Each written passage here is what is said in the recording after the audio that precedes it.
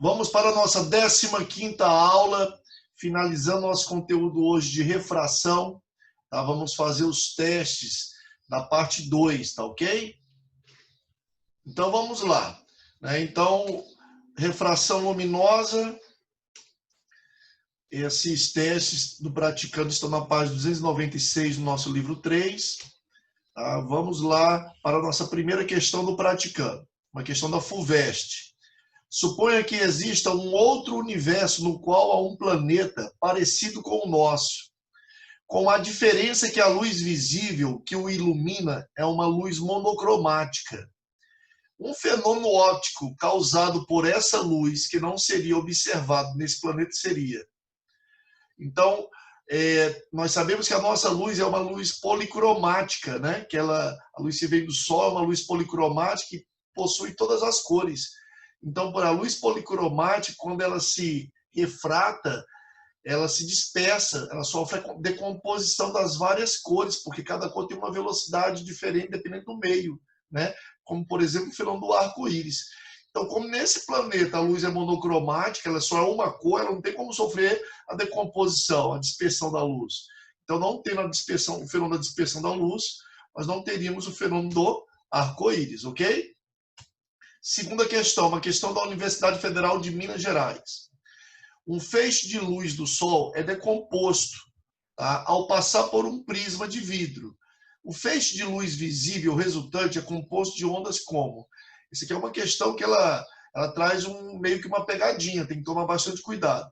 A tendência dos alunos é imaginar isso aqui, né? Ela tem 7 frequências que correspondem às cores vermelha, laranjada, amarela, verde, azul, anil e violeta. Então o cara vai lembrar do macete, V, A, V, A, V, as 7 cores do arco-íris. Só que a decomposição da luz, ela não tem apenas 7 cores, ela tem infinitas cores. O que dá para observar melhor a olho nu é tonalidades que variam do vermelho ao violeta, tá? Aquelas 7 cores. Mas o próprio verde, ele vai de várias tonalidades de verde. O próprio vermelho, várias tonalidades de vermelho, ok? Então, na verdade, a alternativa correta que seria a letra D de dado, que diz que a decomposição da luz teria uma infinidade de frequências que correspondem às cores que vão desde o vermelho até o violeta, tá? Terceira questão. Um raio de luz incide perpendicularmente à face AC de um prisma de vidro. Veja aqui onde a luz está incidindo, ó, conforme a figura, né? Considere então um prisma imerso no ar e determine um ângulo de emergência na face AB. Então esse raio vai incidir, ele vai penetrar no prisma e vai sair, ou seja, emergir do prisma. Eu quero saber qual é o ângulo de emergência do prisma nessa face aqui, ó, AB. Então, como disse que o prisma é um prisma de vidro, ele te dá o índice do vidro, o índice de refração do vidro, que é 1,5. Ele te dá o seno de 50 graus, que é 0,8. E te dá o seno de 40 graus, que é 0,6. Então, vamos calcular. Como esse raio de luz incidiu perpendicularmente ao prisma, ou seja, formando o ângulo de 90 graus, ele vai refratar, né, ele vai emergir dentro do prisma sem se desviar, ok? Porque ele incidiu perpendicularmente. Então aqui não precisa fazer nada. Agora aqui, quando ele incidiu nessa segunda face do prisma, agora o raio de luz está dentro do prisma. E ele vai emergir novamente para o ar. Então ele está incidindo do prisma e emergindo para o ar. Nessa face do prisma que nós vamos chamar a face AB. Então agora, tá, nós vamos traçar aqui a normal, né? E aí nós sabemos que esse raio ele vai se afastar da normal. Por quê? Porque está vindo um meio, né, mais efringente para um menos efringente. Então se afasta da normal, ok? Então esse ângulo aqui de incidência é 40 graus. Por que eu sei que esse ângulo de incidência é 40 graus? Porque esse triângulo aqui ele é semelhante ao triângulo grandão. Ou seja, esse raio, como ele está na horizontal, porque ele incidiu perpendicularmente essa face, esse raio aqui, ó, essa base é igual a essa base aqui. Então, se esse ângulo aqui, entre esse lado do triângulo e a base dele é 50, esse mesmo ângulo aqui também é 50.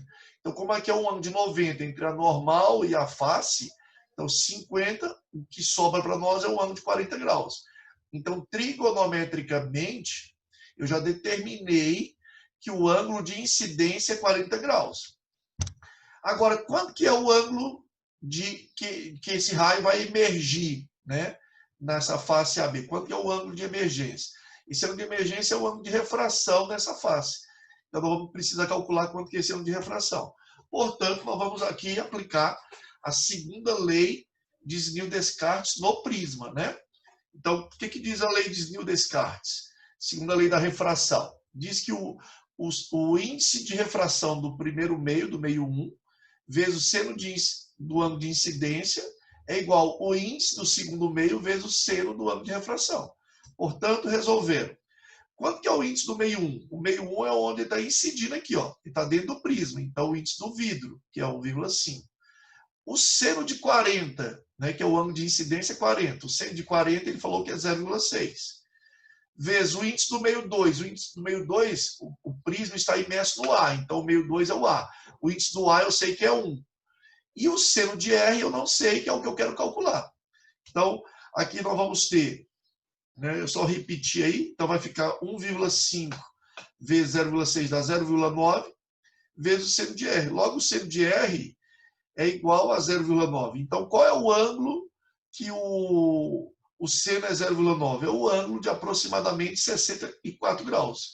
Então, como ele me pediu para me determinar o ângulo de emergência, que é o mesmo ângulo de refração aqui na face AB, esse ângulo seria um ângulo de 64 graus, ok? Quarta questão. Uma moeda encontra-se no fundo de uma piscina numa profundidade de 1,8 metros. A que distância aparente uma pessoa pode ver a moeda ao olhar quase verticalmente para ela? Quase verticalmente. Ele não olhou verticalmente. Se ele olhasse verticalmente, ele iria ver ela exatamente a 1,80 m, ok? Ele olhou quase verticalmente para ela. Então, ele te deu o índice do A, que é 1, e o índice da água, que é 4/3. Então, nós vamos utilizar aqui a fórmula de profundidade aparente. A profundidade aparente, que é a profundidade da imagem, que é o P', sobre a profundidade real, é igual ao índice do observador sobre o índice do objeto. Então, vamos lá. Nós queremos calcular que profundidade aparente é essa, né? Qual é a profundidade que a pessoa vê a imagem dentro da moeda dentro da piscina. A moeda, que é o objeto mesmo, ela está a 1,80 m. Então, o P é 1,80 m. A moeda está a 1,80 m e eu vou ver ela a quanto de profundidade. O índice do observador, o observador é a pessoa que está olhando a moeda. A pessoa está no ar, então o índice do A é 1. Já o objeto, que é a moeda, ele está dentro da água. A água, o índice da água é 4/3. Então, resolvendo isso aqui, eu vou ter 1,8 vezes 1 dá 1,8, e essa fração eu vou levar para o numerador e inverter no numerador com o denominador. Então, era 4/3, sobe 3/4. Então, 1,8 vezes 3 dividido por 4, eu vou ter uma resposta de 1,35. Portanto, essa moeda que está numa piscina a 1,80 m de profundidade, nós vamos ver ela a 1,35 m, ou seja, como se a piscina tivesse apenas 1,35 m de profundidade, ok? Quinta questão. Um turista submerso em um lago de águas límpidas e transparentes vê um pássaro sobrevoando no céu a 10 metros acima do nível da água. Considere os índices de refração do ar e da água como sendo 1 e 4/3. E determine aqui a altura aparente a pessoa vê o pássaro. Então, novamente, uma questão de profundidade aparente, só que o inverso da anterior. Agora a pessoa está dentro da água, mergulhando dentro da água, né? E ele vê um pássaro, tá, no céu, no ar, né? Então, esse pássaro que está a 10 metros, enquanto que na questão anterior, que a piscina tinha a moeda estava 1,80 m, nós vimos ela 1,35 m. Agora vai ter o fenômeno contrário. Como eu estou dentro da água, né, nós sabemos que a luz vai se afastar da normal. Então, esse pássaro que está sobrevoando a 10 metros, eu vou ver ele a mais de 10. Quanto a mais de 10? Lembra do macete que eu dei na aula anterior, na aula 14? É numa proporção de 4/3, né? Então, para cada 3 metros de altura, eu vou ver 1 metro a mais. Como é que está a 10 metros? A quanto nós vamos ver? Então, vamos resolver. Então, utilizando a fórmula novamente, a profundidade P', no caso aqui é a altura, né? A altura do pássaro. Nós queremos calcular a altura aparente do pássaro. sendo que a altura real dele é 10 metros. O índice do observador, o observador agora está mergulhando, está dentro da água, então o índice do observador, onde ele está, é 4/3, e o índice onde o objeto, que é o pássaro, está no ar, então o índice do ar é 1. Então, fazendo aqui uma multiplicação, 10 vezes 4/3, dividido por 1, dá 10 vezes 4, 40. 40 dividido por 3, eu tenho aqui uma resposta de 13,33. Então, aqui, esse pássaro vai estar a 13,33. Nós vamos estar vendo o pássaro. O pássaro está a 10 metros de profundidade. Mas nós vamos ver a imagem do pássaro a 13,33 metros de altura. Ok? Sexta questão. Uma questão agora de lâminas de faces paralelas. Um raio luminoso incide obliquamente sobre uma das faces de uma lâmina de vidro de faces paralelas. Atravessa-a e sai pela outra face conforme a figura a seguir. Então, lembra aqui, ó, quando eu dei o conteúdo para vocês na aula passada. O raio luminoso ele vem aqui, ele deveria estar vindo em linha reta. Porém, como ele bateu numa lâmina de vidro, ele sofreu refração, incidindo no vidro, e depois emergiu novamente do vidro. E esse raio emergente numa face de lâminas paralelas, ele vai ser paralelo ao raio que incidiu. Ó. Ele apenas tem um deslocamento lateral, que nós vamos chamar de θ. Então a pergunta aqui quer saber exatamente quanto que foi esse deslocamento lateral do raio luminoso. Sabendo que a espessura da lâmina de vidro é de 0,1 metro, ou seja, 10 centímetros, tá? Calcule o deslocamento lateral do raio luminoso. Dados, ele deu que esse ângulo de incidência, tá, é igual ao ângulo de refração aqui. Esses ângulos sempre vão ser iguais nas lâminas de face paralelas, por isso que ele vai ser paralelo aqui. Então, o que ele incide se afastando, depois ele vai se aproximar. Então, o θ1 e o θ4 é igual a 60 graus. Já o θ2 e o θ3 também são iguais, né? É igual a 30 graus. Então, vamos lá. O deslocamento lateral θ numa lâmina de faces paralelas é calculado por essa equação aqui, ó. A espessura da lâmina vezes o seno, tá, do ângulo de incidência menos o ângulo de refração dividido pelo cosseno do ângulo de refração. Então vamos lá. A espessura, a questão deu 0,1 metro. Já vou achar em metro no final. O ângulo de incidência é esse aqui, é 60 graus. O ângulo de refração, tá, que é o θ2 e o θ3, ele é 30 graus. Então, 60 menos 30, né? Dividido pelo cosseno de refração, que também é 30. Então, aqui eu vou ter 0,1 vezes o seno de 60 menos 30 dá 30 graus, dividido pelo cosseno de 30. Substituindo esses senos e cosseno, eu vou ter 0,1 vezes o seno de 30, que é 0,5, dividido pelo cosseno de 30, que é raiz de 3 sobre 2.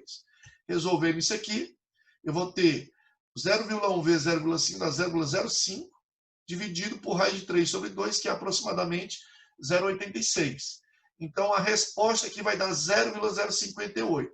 Então, esse raio luminoso vai ter um deslocamento lateral de 0,058 metros, ou seja, de 58 milímetros, tá bom?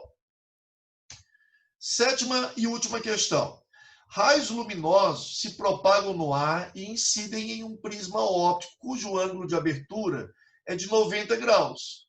Supondo que o desvio angular mínimo seja de 30, determine o índice de refração do prisma em relação ao ar. Então, aqui uma questão de prisma, né? Eu tenho o ângulo de abertura do prisma, que é 90 graus, e a questão já me deu o desvio angular mínimo, que é 30 graus. Como eu sei que o desvio angular mínimo está lá nas equações da apostila de vocês, tá? Essas equações, vocês vão encontrar elas do prisma lá na página 293 e 294. Então, o desvio angular mínimo é o dobro do ângulo de incidência menos o ângulo de abertura do prisma. Como eu já sei que o desvio angular mínimo é 30 e que o ângulo de abertura do prisma é 90, eu vou passar o 90 para o primeiro membro, vai ficar 90 mais 30, 120. Logo, o I é igual a 120 dividido por 2. Então, eu já achei aqui o ângulo de incidência. O raio incidiu nesse prisma com um ângulo de 60 graus. Agora, eu vou utilizar a equação da abertura, tá? A abertura do prisma. O ângulo de abertura do prisma é igual a 2 vezes o ângulo de refração nesse mesmo prisma. Então, como eu sei que o ângulo de refração, perdão, que a abertura do prisma é 90, Então, 90 que é igual a 2R, logo o ângulo de refração é igual a 45 graus. Então, agora que eu já determinei, já achei, já calculei o ângulo de incidência e o ângulo de refração, eu vou aplicar, então, a lei de Snell-Descartes, que diz que o ângulo, o índice do meio 1 vezes o seno de incidência é igual ao índice do meio 2 vezes o seno de refração. Nessa questão, ele pediu para você determinar o índice de refração do prisma em relação ao do ar. Então, o que ele quer saber? O índice de refração do prisma é um índice relativo, não é o absoluto, do prisma, tá? Em relação ao ar. Então, o prisma é o meio 2, que o raio está vindo do meio 1, que é o A, incidindo no prisma, que é o meio 2. Então, eu quero saber o índice do meio 2 em relação ao meio 1, ou seja, o índice do prisma em relação ao A. Então, aqui eu já fiz o seguinte. Se você fizer um cruzamento, você vai ver aqui, ó, N1 vezes o seno de I, está aqui, ó, na lei de Snell, e o índice do meio 2, que é o prisma, vezes o seno de R. Então, nesse caso aqui, nós vamos calcular o índice relativo do prisma em relação ao A, que é dado pelo seno de incidência dividido pelo seno de refração. O seno de incidência, você sabe que é 60 graus. E o de refração, nós sabemos que é 45 graus. Então, o seno de 60 é raiz de 3 sobre 2. O seno de 45 é raiz de 2 sobre 2. Simplifica o 2, fica raiz de 3 sobre 2. Né? Se nós fizermos aqui uma racionalização, multiplicando por raiz de 2 vezes a raiz de 2, vai ficar raiz de 6 sobre 2, que vai dar aproximadamente 1,2. Então, o índice relativo do prisma em relação ao A é igual a 1,2. Essa é a resposta da 7ª questão. Vou resolver também para vocês a primeira questão do DH. Tá? É uma questão que caiu no Enem em 2015. Também vocês podem, tá, com a nossa tecnologia do site digital, acessar o QR Code, que tem um professor de Curitiba que vai responder para vocês também essa questão, mas eu vou explicar ela para vocês também. Será que uma miragem ajudou a afundar o Titanic? Então, a questão ela começa com uma indagação, né? Uma contextualização. O fenômeno óptico conhecido como Fata Morgana pode fazer com que uma falsa parede de água apareça sobre o horizonte molhado. Quando as condições são favoráveis, a luz refletida pela água fria pode ser desviada por uma camada incomum de ar quente acima, chegando até o observador, vinda de muitos ângulos diferentes. De acordo com estudos de pesquisadores da Universidade de San Diego, uma fata morgana pode ter obscurecido os icebergs da visão da tripulação que estava a bordo do Titanic. Desta forma, a certa distância, o horizonte verdadeiro fica encoberto por uma névoa escurecida, que se parece muito com águas calmas no escuro. Então, vocês devem ter assistido o filme do Titanic, né? Quando aquele observador que ficava no farol, observando, né, possíveis icebergs, né, que poderiam vir a colidir com o navio, com o Titanic, ele não observou esses icebergs a uma longa distância, observando com uma luneta. Ele só veio observar quando ele estava muito próximo ao iceberg, o que não deu mais para o navio desviar totalmente, provocando aquele conhecido e fatídico acidente, né? Então, o que acontece? Aqui ocorreu uma miragem, né? Se de fato tivesse sido a Fata Morgana que tiver iludido, né, o observador lá do navio, né, da tripulação, ele observou uma miragem. O que aconteceu? Quando ele olhava muito longe, buscava os icebergs muito longe para ter tempo hábil para o navio se desviar, né, ele olhava muito na linha do horizonte.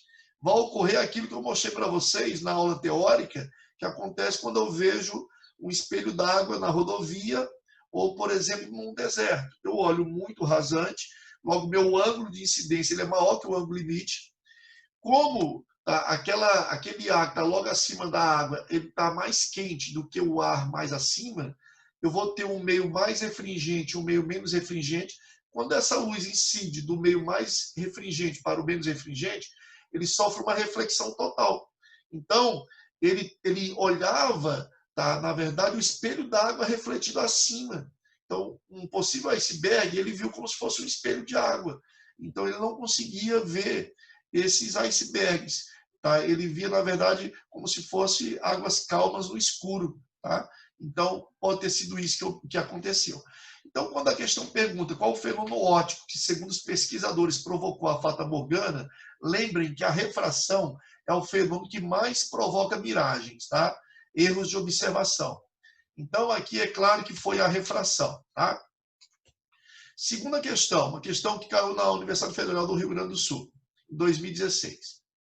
Um feixe de luz branca incide em uma das faces de um prisma de vidro imerso no ar. Após atravessar o prisma, o feixe emergente exibe um conjunto de raios de luz de diversas cores. Na figura a seguir estão representados apenas 3 raios, correspondentes às cores azul, verde e vermelha. A partir dessa configuração, os raios 1, 2 e 3 correspondem respectivamente a quais cores? Primeiro, você sabe que a que menos se desvia é os tons vermelhos. Se aqui tivessem os 7 raios, eu teria o vermelho, o laranja, o amarelo, o verde, o azul, o anil e o violeta. Ele disse que só representou 3. Ele representou apenas o vermelho, que com certeza é o raio de cima, é o que menos se desvia. O verde, com certeza, é o do meio. Vermelho, alaranjado, amarelo, verde, azul, anil e violeta. Né? E os tons azulados são os que mais se desviam. Então, com certeza, o azul é o de baixo. Então, a resposta correta é a letra A. O raio 1 é o vermelho, respectivamente. O 2 é o verde e o 3 é o azul. Ok? Então, encerro aqui os testes da parte de refração. Com essa aula, nós finalizamos o conteúdo da frente B do livro 3.